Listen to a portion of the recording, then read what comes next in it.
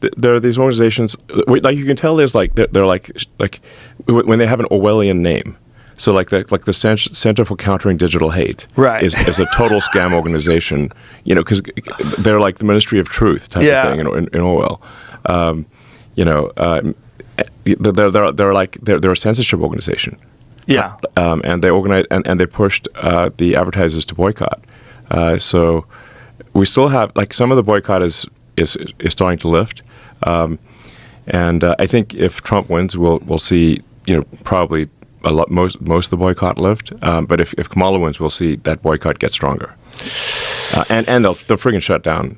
There's no way that the sort of Kamala puppet regime would allow X to exist. They can sick the DOJ on and say they've had this whole thing about hate speech, misinformation, whatever, except that they're the ones pushing the misinformation.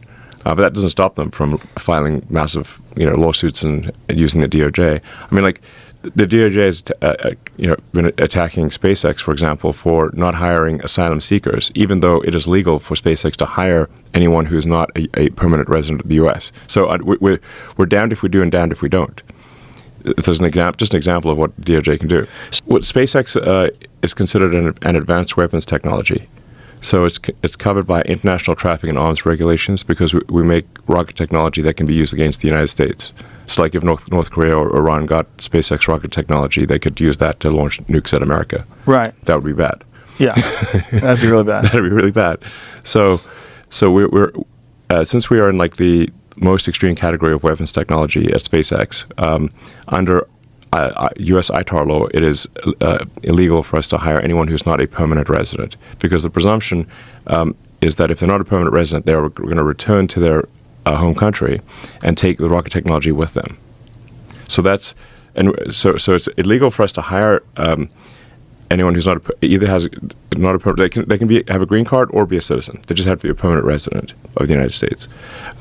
Then there's another law that says if you discriminate against asylum seekers, you're also breaking the law. So the DOJ can only do a small number of big lawsuits every year. Launched a giant lawsuit against SpaceX, saying that SpaceX discriminated against asylum seekers. And we're like, but it's illegal for us to hire anyone who's not a permanent resident. So we're in this this is what I mean. It's the Orwell situation is getting insane. You're damned if you do, and you're damned if you don't. So you're damned.